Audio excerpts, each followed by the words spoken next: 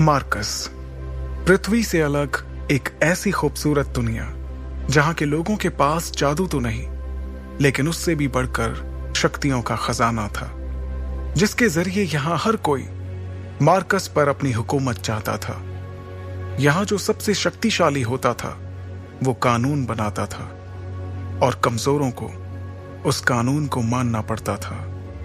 Marcus के सबसे जाने माने साम्राज्यों में से एक था ओहान साम्राज्य, और ओहान साम्राज्य का एक बड़ा खास शहर था मेसोडोरिया शहर। मेसोडोरिया शहर के खुले से मैदान में आज सैकड़ों लोगों की भीड़ जमा थी। ये सभी शक्ति स्तंभ के जरिए अपनी अपनी शक्तियों के सितारों को परखना चाहते थे। इस स्तंभ पर 9 सितारे थे, जिन्हें पाकर ही आप शक्तियों के अगले रैंक पर जा सकते थे। ध्रुव 3 साल पहले शक्ति स्तंभ पर 9वें सितारे को पा चुका था, लेकिन अचानक उसकी शक्तियां तीसरे सितारे पर आकर रुक गईं, और तभी से ध्रुव वापस से 9वें सितारे को पाने के लिए मेहनत कर रहा था। अपनी इसी शक्ति के सितारे को परखने के लिए ध्रुव सैकड़ों लोगों की भीड़ में खड़े होकर अपनी बारी का इंतजार कर रहा था। अपने दोनों हाथों की मुट्ठी को बंद कर ध्रुव ने खुद को भरोसा दिलाते हुए कहा, इस साल मैंने जी तोड़ मेहनत की है। इस बार मेरी शक्तियां जरूर 9वें सितारे तक फिर से पहुंचेंगी, जरूर पहुंचेंगी। आज मैं 0 रैंक से आगे बढ़कर एकलव्य बन के रहूंगा। तभी एक घोषणा सभी के कानों में गूंजी, और अब अपनी शक्तियों को परखने वाले अगले शख्स का नाम है ध्रुव। जैसे ही ध्रुव का नाम पुकारा गया, वो लोगों की भीड़ से निकलकर बाहर आया और अपने कदमों को धीरे धीरे बढ़ाते हुए ऊंचाई पर रखे एक बड़े से पथरीले स्तंभ की ओर बढ़ने लगा, जिसका नाम था शक्ति स्तंभ। शक्ति स्तंभ के ठीक सामने पहुंचने के बाद ध्रुव के जहन में कई बातें चल रही थीं। ध्रुव जब सिर्फ 4 साल का था, तब से उसने प्रैक्टिस करना शुरू कर दिया था, और 10 साल की उम्र तक तो वो 9वें सितारे तक पहुंच गया था। फिर 11 की उम्र में वो 0 रैंक से एकलव्य रैंक पर आ गया था। शौर्य दल के 100 साल के इतिहास में ये पहली बार था जब एक 11 साल का बच्चा एकलव्य बन गया हो। लेकिन उसके बाद ऐसा कुछ हुआ कि अचानक से एकलव्य एक बार फिर से 0 रैंक पर आ गया। यही सब सोचते हुए ध्रुव ने अपने दाहिने हाथ की हथेली को शक्ति स्तंभ पर रखने के लिए आगे बढ़ाया। फिर उसने आंखें बंद करते हुए अपनी हथेली को शक्ति स्तंभ पर बने शक्ति चक्र पर रखा। कुछ देर सन्नाटे के बाद ध्रुव के कानों में एक आवाज गूंजी, तीसरा सितारा, शक्ति और भी कम। इस बार भी ध्रुव का सबसे निराशाजनक प्रदर्शन। यह आवाज जैसे ही ध्रुव के कानों में पड़ी, उसके पैरों तले जमीन सरक गई। उसे अपने कानों पर यकीन नहीं हो रहा था। जैसे ही उसने अपनी आंखें खोली, शक्ति स्तंभ पर गड़े हुए 2 शब्दों तीसरा सितारा ने उसके सपनों को चकनाचूर कर दिया। उसे बिल्कुल भी समझ नहीं आ रहा था कि आखिर ऐसा कैसे हो सकता था। इस बार तो उसने हर बार से ज्यादा मेहनत की थी। शक्ति स्तंभ के सामने खड़े ध्रुव ने अपने आप से बड़बड़ाते हुए कहा, नहीं नहीं, ऐसा नहीं हो सकता, ऐसा बिल्कुल भी नहीं हो सकता। खुद से नाराज ध्रुव ने दोबारा 2 से 3 बार अपनी हथेली को शक्ति स्तंभ पर रखकर देखा, लेकिन हर बार उसे अपनी आंखों के सामने वही सितारा दिखाई दे रहा था जिसने पिछले 3 सालों से उसकी रातों की नींद छीन रखी थी। उधर मैदान में खड़े सैकड़ों लोगों की भीड़ में से किसी ने चिल्लाते हुए कहा, ए 0 रैंक, चल अब नीचे आ जा। अगर बार बार शक्ति स्तंभ पर हाथ रखने से शक्तियों का सितारा बढ़ जाता तो तू पिछले 3 सालों से तीसरे सितारे पर नहीं होता। उसके इतना कहते ही कई लोगों ने जोर के ठहाकों के साथ ध्रुव पर हंसना शुरू कर दिया। ये हंसी के ठहाके पूरे मैदान में गूंजते हुए ध्रुव के कानों में तीर की तरह चुभ रहे थे। ध्रुव ने वहां से निकलने के लिए अपने कदमों को आगे बढ़ाना शुरू किया, लेकिन अब उसके कानों में उन सभी के हंसी के ठहाकों के साथ कई ताने भी सुनाई देना शुरू हो गए। क्यों भाई, एक बार फिर से ध्रुव ने यह साबित कर ही दिया कि वो पिछले 3 सालों से शून्य था, शून्य है और आगे भी शून्य ही रहेगा।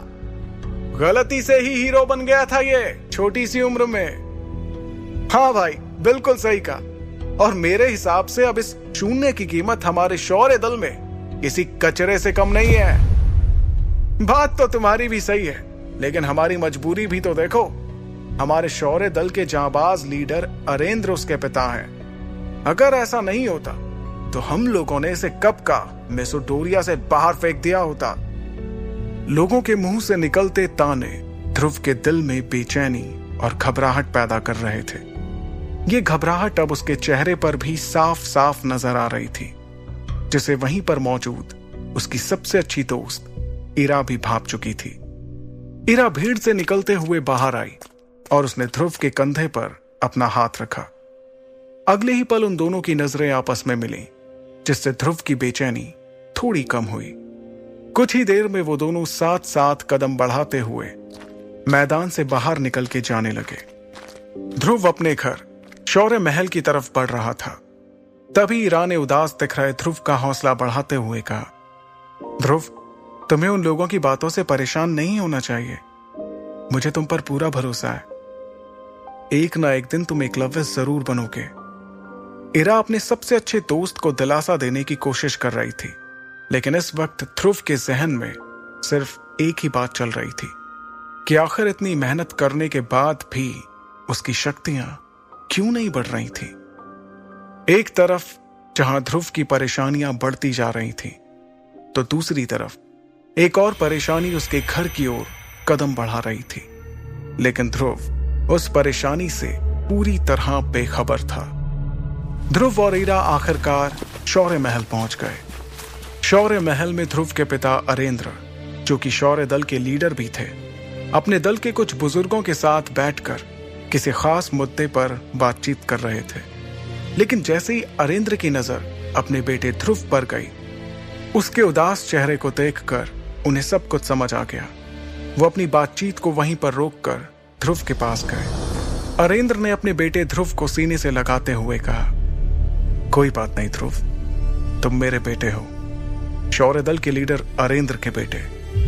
अगली बार तुम्हें जरूर कामयाबी मिलेगी, हिम्मत मत हारना। इस वक्त शौर्य महल के दरबार में बैठे सभी लोगों की नजर ध्रुव पर ही थी। तभी अचानक एक लड़की नीले रंग के गाउन में अपने लंबे लंबे कदमों के साथ शौर्य महल के इस दरबार में दाखिल हुई। इस लड़की का नाम लारा जयान था। लारा के दादाजी ओहान साम्राज्य के शेरदिल सेनापति रह चुके थे और लारा अंबर दल की होने वाली लीडर थी। अंबर दल ओहान साम्राज्य के सबसे ताकतवर दलों में से एक था। यह इतिहास में पहली बार था कि कोई इतनी कम उम्र में अंबर दल का लीडर बनने वाला था। लारा को अपने सामने देखकर सभी लोगों के साथ अरेंद्र भी हैरानी में पड़ गए, क्योंकि सभी जानते थे कि ये कोई आम लड़की नहीं, बल्कि अंबर दल की होने वाली लीडर थी। लारा का अचानक इस तरह से महल में आना किसी को भी समझ नहीं आ रहा था।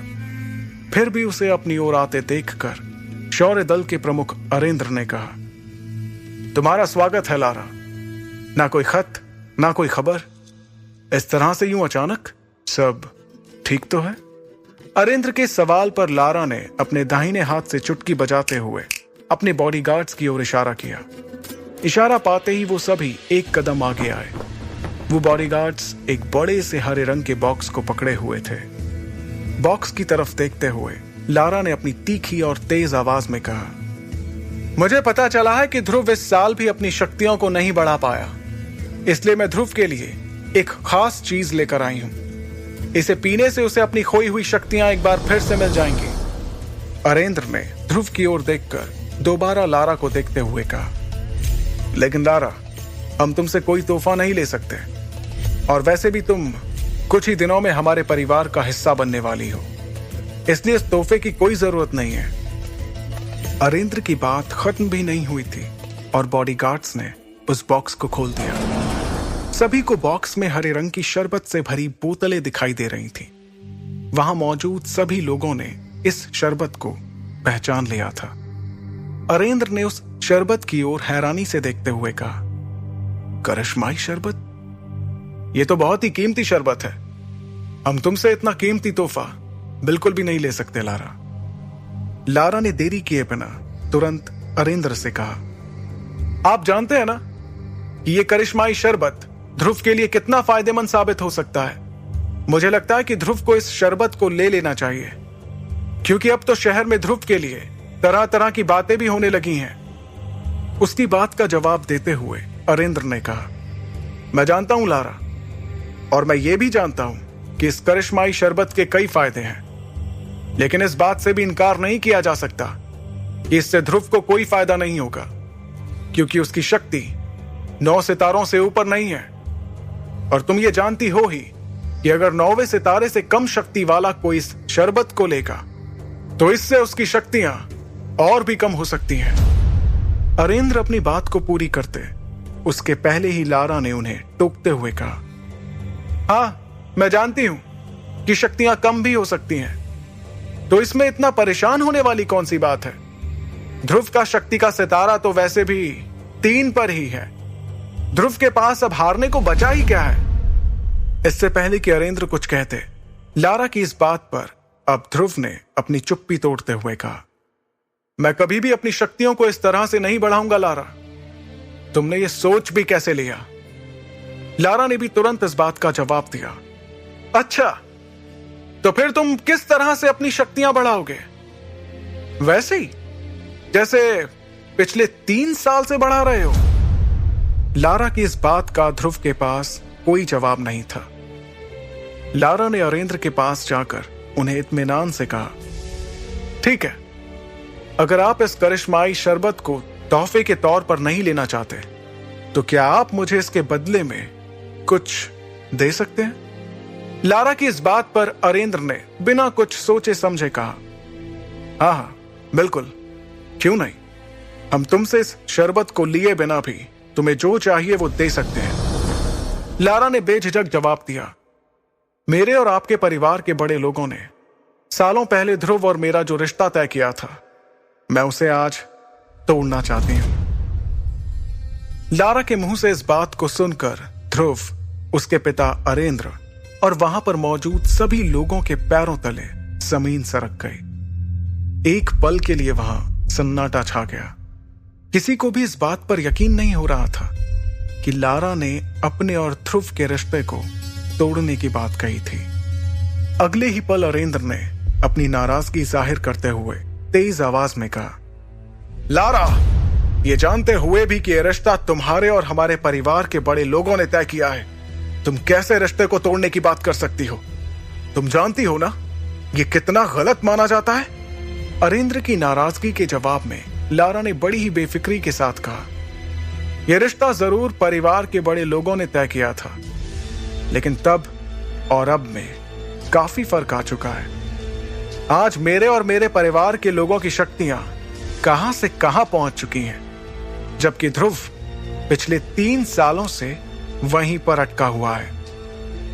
लारा के मुंह से अपने और अपने परिवार की बेइज्जती होते देखकर अब ध्रुव से रहा नहीं जा रहा था। उसे लारा पर बहुत गुस्सा आ रहा था। तभी लारा ने अपनी बात को आगे बढ़ाते हुए कहा, और वैसे भी सभी जानते हैं कि मैं इस वक्त अंबर दल की लीडर बनने वाली हूं, और इसके लिए यह बहुत जरूरी है कि मेरा किसी कमजोर के साथ कोई संबंध ना हो। इसलिए बेहतर यही होगा कि यह रिश्ता आगे बढ़ने से पहले यहीं पर टूट जाए। अंबर दल की लीडर बनने वाली बात पर गौर करते हुए अरेंद्र ने उससे कहा, तो यह है असली बात, बाकी सब तो तुम्हारे लिए एक बहाना था, सिर्फ एक बहाना। तुम्हें परिवार की कोई फिक्र नहीं है। तुम्हारे सिर पर तो सिर्फ सबसे शक्तिशाली बनने का जुनून सवार है, और इसलिए तुम इस रिश्ते को तोड़ना चाहती हो। इस बार लारा ने बेशर्मी से जवाब देते हुए कहा, तो आप ही बताइए कि मैं कैसे उस इंसान से अपना रिश्ता जोड़ लूं जो पिछले 3 सालों से अपनी शक्तियों को बढ़ा नहीं पा रहा। लारा की इस बात का वाकई में वहां पर किसी के पास कोई जवाब नहीं था। तब लारा ने दोबारा उस करिश्माई शरबत की तरफ देखते हुए कहा, अब आपके लिए यही बेहतर होगा कि आप मेरी बातों को मान लें और इस करिश्माई शरबत को स्वीकार करते हुए इस रिश्ते को तोड़ दें, क्योंकि आप भी जानते हैं ये शरबत कितना कीमती है और ध्रुव के लिए कितना जरूरी है। अब ध्रुव के सब्र का बांध भी टूट चुका था। वो लारा के ठीक सामने आकर खड़ा हो गया और उसकी आंखों में आंखें डालते हुए बोला, ठीक है, तुम्हें इस रिश्ते को तोड़ना है तो ये टूटेगा, जरूर टूटेगा। ध्रुव के इतना कहते ही सभी हैरानी से उन दोनों के चेहरे की तरफ देखने लगे। तभी ध्रुव ने अपनी बात को आगे बढ़ाया, लेकिन इस रिश्ते को तोड़ने से पहले हमारी शादी होगी और उसके बाद मैं तुम्हें तलाक देकर इस रिश्ते को हमेशा हमेशा के लिए तोड़ दूंगा। बताओ, है मंजूर? ध्रुव की इस बात पर लारा ने तपाक से गुस्से में झल्लाते हुए कहा, ये क्या बकवास कर रहे हो तुम? तुम्हें मालूम भी है इससे मेरे परिवार की कितनी बदनामी होगी? तब ध्रुव ने बड़े ही इत्मीनान से जवाब देते हुए कहा, तो जो तुम कर रही हो उससे हमारे परिवार की बदनामी नहीं होगी? जब बदनामी होनी ही है तो क्यों ना दोनों की ही हो? इस जवाब पर लारा ने तेवर दिखाते हुए कहा, मुझे यकीन नहीं आ रहा है कि मैं उसी ध्रुव से बात कर रही हूं जिसे मैं कुछ सालों पहले मिली थी। ध्रुव ने बिना वक्त गवाए अपने उसी अंदाज को बरकरार रखते हुए कहा, मुझे भी यकीन नहीं हो रहा है कि कैसे तुम इस करिश्माई शरबत की आड़ में इस रिश्ते को खत्म करने के लिए बिना कुछ सोचे समझे यहां चली आई। इतनी बातें करते हुए ध्रुव और लारा दोनों के चेहरे एक दूसरे के बहुत ही नजदीक आ गए थे। उन दोनों की आंखें एक दूसरे को घूरे जा रही थीं। माहौल गर्माता हुआ देखकर लारा के बॉडीगार्ड्स अपनी जगह से आगे बढ़े, लेकिन अगले ही पल लारा का एक इशारा मिलते ही उन सभी ने अपने आप को रोक लिया। फिर लारा ने अपनी बात को आगे बढ़ाते हुए कहा, मेरे पास एक तरीका है जिससे हम इस रिश्ते का फैसला कर सकते हैं। ध्रुव ने उससे पूछा, और वो क्या है? लारा ने कहा, 3 साल बाद हम दोनों के बीच एक मुकाबला होगा। अगर उस मुकाबले में मैं जीत गई तो तुम्हें इस रिश्ते को तोड़ना होगा, और अगर तुम जीत जाते हो तो वही होगा जो तुम चाहोगे। लारा की ये शर्त सुनते ही शौर्य महल में एक सन्नाटा छा गया था। अब सभी की नजरें ध्रुव के जवाब का इंतजार कर रही थी।